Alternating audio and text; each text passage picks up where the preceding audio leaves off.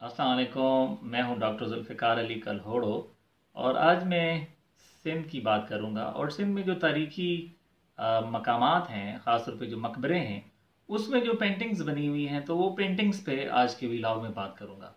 अच्छा, उस जो मकबरों की दीवारों पे काफ़ी सारी चीज़ें बनी हुई हैं, काफ़ी थीम्स हैं। अब उसमें से एक जो थीम है वो है रोमांटिक टेल्स का, या फोक लव टेल्स कह लें या रोमांसिस कह लें। तो उसमें जो लव स्टोरीज हैं बहुत ज़्यादा बनी हुई हैं, जिसमें ससी पुन्नू है, सोनी मिहार या उसको पंजाबी में सोनी महिवाल कहते हैं, वो है, लीला चनेसर है, मूमल राणो है, उमर मारवी है, और कई दास्तानें हैं। लेकिन ये सारी की सारी लोकली हैं। लेकिन इसके अलावा एक जो लव स्टोरी है, जिसे ट्रेजिक लव स्टोरी कहते हैं, वो है लैला मजनू की। अच्छा, ये लैला मजनू की जो स्टोरी है, ये सिंध में कैसे आई और सिंध के मकबरों में फिर कैसे बनाई गई, इसकी थोड़ी सी बात करते हैं। फिर सिंध में कहाँ कहाँ किस किस मकबरे में है, उसकी थोड़ी बात कर लेंगे बाद में। अच्छा, ये सबसे पहले है ये अरबिक ओरिजिन की स्टोरी। और कहते हैं कि 7th सेंचुरी में ये लव स्टोरी थी। और बाद में जो पर्शियन पोएट थे, निज़ामी, जिसका तखल्लुस निज़ामी था, निज़ामी गंजवी, असल नाम उनका जमालुद्दीन अबू मोहम्मद इलियास था।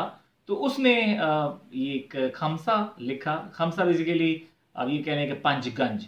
तो ये कलेक्शन था 5 जो लिटरेरी वर्क्स थे इसके निज़ामी के।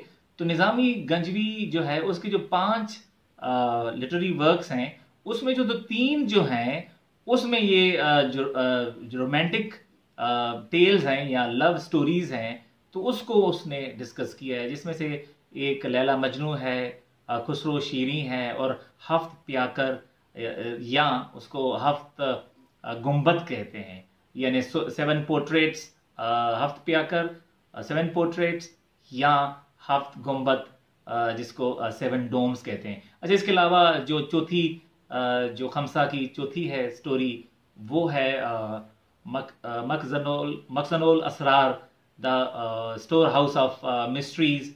और 5वीं जो स्टोरी है वो है सिकंदरनामा या सिकंदरनामा, the book of the Alexander.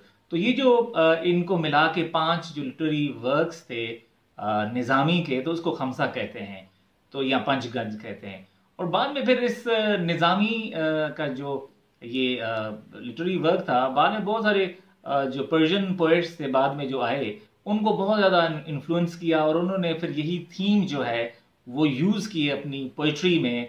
जिसमें मकतबी शिराजी थे, और काफ़ी सारे और फारसी शायर थे जिन्होंने इसको अडॉप्ट किया थीम को। अच्छा, मकतबी शिराजी के अलावा एक मिर्ज़ा कासिम थे, जिनका तखल्लुस कासमी गुनाबादी था। कासमी लिखते थे ज़्यादातर, लेकिन वो गुनाबाद एक रीजन है ईरान में, तो उसकी वजह से वो कासमी गुनाबादी भी कहते थे उसको। अच्छा, इनके अलावा एक साहब और थे जिन्होंने इसी निज़ामी वाले स्टाइल में खमसा लिखा। तो वो थे अब्दुल्ला हाथफी। उसका भी जो है वो, उसमें लैला मजनू एक स्टोरी थी। तो बाद में फिर ये पर्शिया से जब मुगल जब ये पर्शिया से फिर इस हमारे एरिया में, जो सब कॉन्टिनेंट में पर्शियन लिटरेचर के ज़रिए, फिर अमीर खुसरो जो दहलवी हैं, उसने इस लैला मजनू जो है उसको अडॉप्ट किया, इसी थीम को, और यूज़ किया अपनी इसमें शायरी में। तो उसके बाद बाद में ये ज़्यादातर जो 18th सेंचुरी है, उसमें हमें फिर मुगल पीरियड, और जो मुगल पेंटिंग है या दक्कनी पेंटिंग है, इवन राजस्थानी पेंटिंग्स हैं, बहुत ज़्यादा ये थीम जो था वो यूज़ हुआ। यानी कि ये टॉपिक जो था इसका, लैला मजनू का, बहुत ज़्यादा पेंटर्स ने इसको पेंटिंग में यूज़ किया। और ज़्यादातर ये आप लोकल स्टाइल जो था वो हर एक का डिफरेंट था थोड़ा बहुत। अगर पर्शियन को देखें तो उसमें जो लैंडस्केप है, तो उसको थोड़ा सा तब्दील किया। जब मुगल ट्रेडिशंस की हम बात करें, या राजपूत पेंटिंग्स जो हैं उसमें अगर हम बात करें, तो उसमें ज़ाहिर है वो क्या है कि मजनू को दिखाया गया है लैला से मिलते हुए, या इवन जो मुगल पेंटिंग में अगर देखें तो वो जब पढ़ते थे साथ स्कूल में, कहते हैं उनको वो भी दिखाया गया है, उनकी कुछ डिपिक्शंस या रिप्रेजेंटेशंस या पेंटिंग है जिसमें उनको दिखाया गया है। लेकिन जब ये पर्शियन पेंटिंग के पर्शियन लिटरेचर के जरिए ये चीज़ें सिंध में आई, तो सिंध में ज़्यादातर 18 सेंचुरी में और ये थीम अडॉप्ट हुआ, हो सकता है उससे पहले भी हो, लेकिन अभी जो मौजूदा सिंध में जो मकबरे हैं उनमें हम देखते हैं तो ये 18 सेंचुरी और 19 सेंचुरी और 20 सेंचुरी में ये ज़्यादा जो थीम है लैला मजनू का अलावा बाकी थीम्स के काफ़ी जो है वो पेंटर्स ने इसको पिक किया और उसको फिर पेंट किया सिंध के मकबरों में।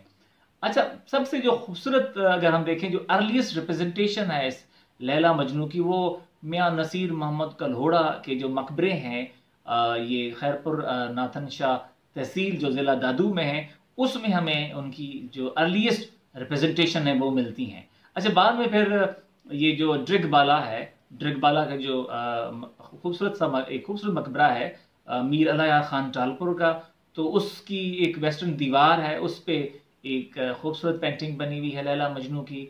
अच्छा, उनके अलावा यानी ये दो ऐसे कब्रिस्तान थे जिसमें हमें सबसे पहले जो लैला मजनू की जो पेंटिंग है या फ्रेस्को पेंटिंग है सिंध में, वो इन मकबरों में मिलती है, यानी मियाँ नसीर मोहम्मद का कब्रिस्तान और मीर अलाया का जो कब्रिस्तान ड्रिगबाला में। खासतौर पर मीर अलाया का अपना मकबरा जो था उसमें खूबसूरत पेंटिंग थी। अब तो ज़ाहिर है वो पेंटिंग जो है बहुत ख़राब हो चुकी है। अच्छा, बाद में फिर अगर देखें कि और एक खूबसूरत पेंटिंग मैं अगर इस तस्वीर में आप देखेंगे तो वो फिर एक मकबरा है सुल्तान मरी का। तो ये कब्रिस्तान है तिला शाह के नाम से मशहूर है और ये जाम नवाज अली तालुका है सांगड़ ज़िले में, तो उसमें ये कब्रिस्तान है और मरी कबीले के ये मकबरे हैं, तकरीबन 8 मकबरे हैं। तो उसमें से एक जो मकबरा है ये सुल्तान मरी का, इसमें बहुत खूबसूरत पेंटिंग है और भी रोमांसेस बने हुए हैं, ससी पुन्नू का है और मूमल राणो का भी है, लेकिन इसमें जो लैला मजनू वाली जो पेंटिंग है वो बहुत ज़्यादा प्रोमिनेंट है। अच्छा, अब ये तो 18 सेंचुरी में हमें ज़्यादातर जो कल्होड़ा पीरियड है उसमें ये पेंटिंग्स मिलती हैं और बाद में जो टालपुर पीरियड है 19 सेंचुरी यानी 1783 से लेके 1843 तक, यानी कि 1783 से लेके 1843 तक जो टालपुर हुक्मरान रहे सिंध के, तो उसके दौर में भी काफ़ी खूबसूरत ये जो पेंटिंग है लैला मजनू की वो मकबरों में बनाई गई।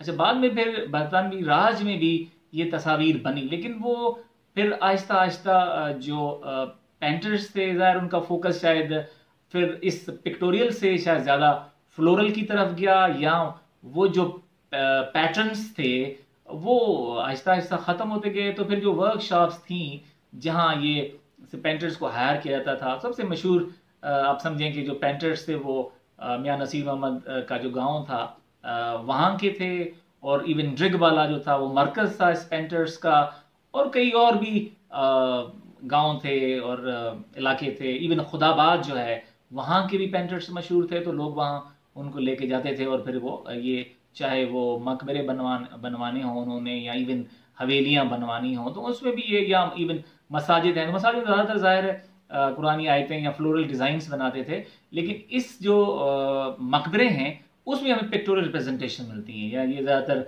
जो रोमांसेस हैं या कोई और चाहे बैटल सीन्स हों, ये थीम्स थे। तो फिर जब टालपुर पीरियड के बाद हमें बरतानवी राज में देखें कि ये पेंटिंग्स ख़त्म होती नज़र आ रही है, तो वो उसमें वो नफासत नहीं है, वो रिफाइंड पेंटिंग्स नहीं है। अगर आप देखेंगे कि जो पेंटर है उस फोकस क्या है, वो स्टोरी बेसिकली डिपिक्ट करना चाहता है, तो वो तस्वीर जो उसने बनाई है बड़ी एक रूड रिप्रेजेंटेशन है, सॉरी क्रूड रिप्रेजेंटेशन है, तो वो उसमें खूबसूरती नहीं है जो खूबसूरती हमें कल्होड़ा या बाद में टालपुर पीरियड का जो शुरू का टाइम है, यानी कि समझें कि जो last quarter of 18th century है या first quarter of 19th century है, उसमें कुछ पेंटिंग्स अच्छी मिलती हैं, लेकिन बाद में फिर आहिस्ता आहिस्ता ये चीज़ें जो है ख़त्म होती गई। अच्छा, एक जब भी हम देखते हैं बरतानवी राज में, तो उस वक्त ये जो तस्वीर हैं लैला मजनू की अगर देखें तो बहुत ख़राब, बहुत ही एक यानी कि सिंपल है, और एक मकबरा है, उसकी मैं तस्वीर आपको दिखाना चाहता हूँ, आप देखें। तो ये जो मकबरा है वो गहणो खान गोपांग का है। और ये मकबरा जो है वो ड्रिगबाला से तकरीबन 8 किलोमीटर साउथ ईस्ट में है। तो ये मकबरा, उस एक दीवार पे सिंधी में इंस्क्रिप्शन है जिसमें लिखा हुआ है कि ये जो मकबरा है गाही खान वलद जीवन खान ने ये मकबरा 1891 में बनवाया। तो अब उसने बनवाया उस मकबरा, उसके साथ ये भी लिखा हुआ है कि इस पे जो खर्चा है, कॉस्ट ऑफ कंस्ट्रक्शन क्या है, वो 300 लिखा हुआ है इस पे। तो इस पे पेंटिंग्स जो है वो इतनी खास नहीं है। फिर अगर, और ये ड्रिगबाला, अगर जोही की हम बात करें, जोही जो तालुका है दादू डिस्ट्रिक्ट का, उसमें काफ़ी कब्रिस्तान है, जिसमें बाद में टालपुर पीरियड में जो मकबरे बने वो कुछ अच्छी पेंटिंग्स हैं, लेकिन जब बरतानवी राज वाली पेंटिंग्स ज़्यादा अच्छी नहीं थी। उसमें एक शादण गांव है, तो शादण में एक मकबरा है गंवर खान जमाली का। तो उसमें भी पेंटिंग देखें तो वो बहुत ही यानी कि सिंपल है, अच्छी नहीं है। पेंटर ने वही कोशिश की है कि जो करेक्टर्स हैं उसको वो डिपेक्ट करे, लेकिन वो उसकी जो नफासत है उसकी तरफ उसका ध्यान नहीं था। या पेंटर्स जो इम्प्लाई किए गए, ज़ाहिर है वो फोक पेंटर्स थे, उसको शायद वो ट्रेनिंग नहीं थी जो पहले लोग थे जो बना रहे थे।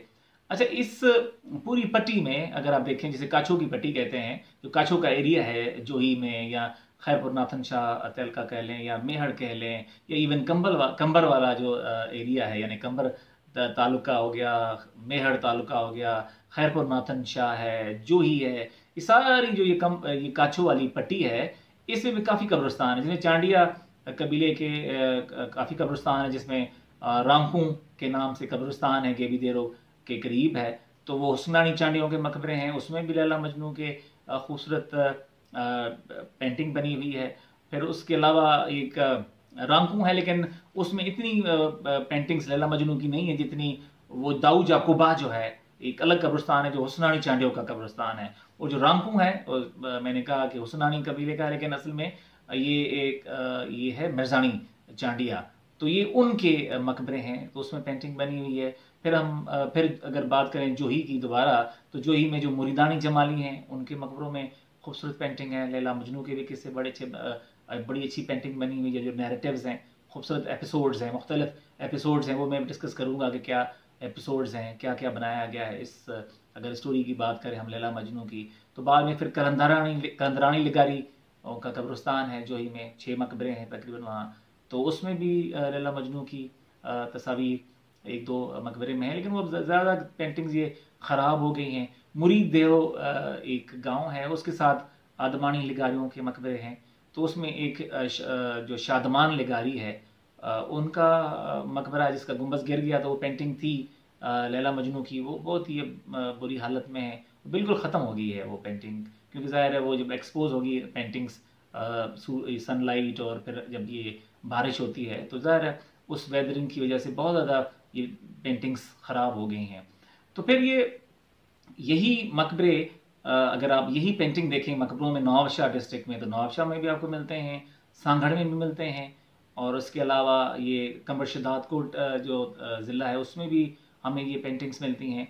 तो मकसद ये है कि ये जो पेंटिंग्स हैं अब गुज़श्ता यानी 3 समझें कि 2-3 जो डेकेड्स में ये जो बरसातें हुई हैं या क्लाइमेट चेंज की वजह से जो मकबरे गिर गए, उसमें भी तस्वीर थी मैंने देखी। जैसे जमालियों के मकबरे कंबर शदात कोट में थे, ख़ास तौर पे सूबेदार खान जमाली का मकबरा, उसमें शानदार पेंटिंग थी लैला मजनू की, ये जो स्टोरी है उसकी बनी हुई थी। और रेहान खान जमाली का मकबरा था, वो भी कंबर शदात कोट ज़िला में था, और शदात कोट तालुका में था। वो भी पेंटिंग ख़त्म हो गई है। अच्छा, अगर आप देखेंगे तो जो लैला मजनू का जो किस्सा है जो उन्होंने बनाया है सिंधी पेंटर्स ने, तो उसमें 2 यानी कि आप समझें कि इसके एपिसोड्स हैं, 2 एपिसोड्स में हम उसको क्लासिफाई करते हैं। मैंने किताब लिखी वॉल पेंटिंग्स ऑफ सिंध, तो उसमें इसी तरह डिस्कस किया उसको। एक में दिखाया गया है कि जो मजनू है, जब उसको पता लगा कि जी लैला की शादी हो गई, तो उसके बाद फिर वो ज़ाहिर वो एक, इसलिए मजनू कहते हैं कि वो पागल हो गया। तो वो ही then retire to the wilderness, वो चला गया और जाके उधर जाके रेगिस्तान में और जाके जहाँ भी रहा, तो उसके साथ कहते हैं फिर ये जो जानवर हैं उनके साथ उनकी दोस्ती हुई, तो वो उसके फिर उस विल्डरनेस में वो उसके कंपेनियंस हैं। तो ये फिर उस दरख्त के नीचे उसको दिखाया गया है, अक्सर जो सिंधी पेंटर्स ने बनाया है, तो वो दरख्त के नीचे उसको दिखाया गया, वो बैठे हुए हैं और साथ आगे जो जानवर हैं वो बैठे हुए हैं। अच्छा, ये वाला जो है वैसे अगर 18th सेंचुरी में देखें तो ज़्यादातर ये डोमिनेंट थीम और थीम या सब्जेक्ट यही था जो मुग़ल पेंटर्स का, या इवन राजपूत जो पेंटिंग है उसमें अगर आप देखेंगे कि ये बेसिकली अमीर खुसरो वाला जो की जो अडॉप्टेशन थी इस स्टोरी की, जो निज़ामी से ली, तो इसने फिर ज़ाहिर है फिर दिया कि उस मजनू को दिखाया गया है और दरख्त के नीचे बैठा हुआ है और एनिमल्स साथ बैठे हुए हैं। और एक और स्टोरी में उसका एपिसोड जो है इस स्टोरी की मुख्तलिफ वर्जन हैं इसके। एक स्टोरी में फिर ये है कि एपिसोड की जो है इस स्टोरी की दूसरी एपिसोड है, उसमें ये है कि फिर लैला को दिखाया गया है कि वो ऊँट पे बैठ के उससे मिलने जाती है। ऊँट को भी दिखाया गया है, वो ऊँट की पिक्चर बनाई गई, वो ऊँट बैठा हुआ है और फिर उसके सामने लैला भी बैठी हुई है। और बाज़ औक़ात फिर इसमें सिंधी जो पेंटर्स हैं उसने एक चीज़ और ऐड की है कि अब मजनू उस दरख्त के नीचे बैठता रहा और इतना अरसा हुआ बैठे बैठे कि वो दरख्त वो झुक गया बिल्कुल। तो वो फिर दिखाया गया है एक बंदा जो है ना कुल्हाड़ी हाथ में लेके जा रहा है उस दरख्त को काटने के लिए। तो फिर ये वाला जो एडिशन है ये बाद में सिंधी पेंटर्स ने ऐड की, जो कि बाकी ज़ाहिर है लोकल उसकी रेंडरिंग जो होती है वो भी इम्पॉर्टेंट है। तो वो दिखाया गया कि जी एक कुल्हाड़ी वाला आदमी जो है वो कुल्हाड़ी लेके उसको दरख्त को काटने जा रहा है और मजनू को दरख्त नीचे बैठा यानी वो दिखाया गया कि बैठे हुए हैं और लैला जो है वो उससे मिलने आई है। तो ये बेसिकली अगर आप देखेंगे तस्वीर तो उसमें ये 3 कैरेक्टर आपको नजर आते हैं। बाजू का फिर ये दिखाया गया है जैसे रोदनानी कबीले के मकबरे हैं, तो उसमें सीरत खान का मकबरा है, ये शाहन फ़कीर का कब्रिस्तान है, ठुल जो गांव है जोही में उसके साथ। तो उसमें दिखाया गया है कि मजनू जो है उसके कंधे पे फिर तोते को दिखाया गया है, तोता बैठा हुआ है। वही इसी तरह जो पेंटिंग इसी तरह की वो शादमान लिगारी का जो मकबरा है इसमें मुरीद देरों में, उसमें भी इसी तरह उसको दिखाया गया है, वही वाली ज़ाहिर एक ये क्या सिंबल है पैरट जो है लव का। लेकिन कुछ लोग कहते हैं, किसने लिखा है शायद एंड्रयू टफफील्ड ने एक आर्टिकल लिखा, तो उसमें लिखा है कि ज़्यादातर जो भंग ड्रिंकर्स हैं जो भंग पीते थे उसका सिंबल है, या ज़ाहिर है वो कोई ऐसी तस्वीर उसने देखी होंगी तो उसकी बुनियाद पे इसने ये कहा। लेकिन ये समझता हूँ कि ये जो पैरट है वो सिंबल था लव का, जिसकी वजह से उसको दिखाया गया है कि वो उसके अंधे पे बैठा हुआ है। और इसी तरह बाकी मकबरों में भी हैं। अच्छा, फिर अगर रोदनानी जो कबीला उसकी बात करें तो उसके काफ़ी मकबरे हैं उधर। तो एक साथुल के साथ एक गंवर खान रोदनानी और एक प्यारो का मकबरा है। तो प्यारो की जो मकबरा है या कैनोपी है उसमें भी उसकी तस्वीर बनाई गई है इस किस्से की, लैला मजनू की। फिर जलब देरों में ये जो जलबानी लगारी हैं उनमें 2 मकबरे हैं, एक दातो का मकबरा है और एक मिर्ज़ो खान का मकबरा है। तो उसमें जो दातो खान का है उसमें भी लैला मजनू के बहुत खूबसूरत पेंटिंग बनाई गई है। तो अब ये स्टोरी बहुत ये व्लॉग बहुत लंबा हो जाएगा, ज़ाहिर है इतने ज़्यादा मकबरे हैं सिंध में जो मैंने देखे हैं, बहुत ज़्यादा के गिर गए हैं मकबरे। लेकिन ये जो पेंटिंग्स थी ज़ाहिर वो अपनी असल जो खूबसूरती है वो अब खो चुकी है। ज़ाहिर ये अब उसकी बहुत सारी वजूहत हैं। एक तो सबसे बड़ा जो मेन जो फैक्टर इसने कंट्रीब्यूट किया है वो वेदर है।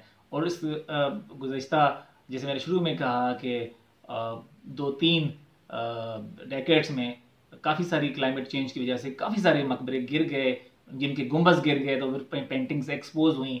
तो उसकी वजह से फिर ये बारिश की वजह से और सनलाइट की वजह से काफ़ी ज़्यादा ये पेंटिंग्स जो है ना वो ख़राब हो चुकी हैं। तो आज के लिए इतना ही। तो नेक्स्ट व्लॉग तक अल्लाह हाफिज़।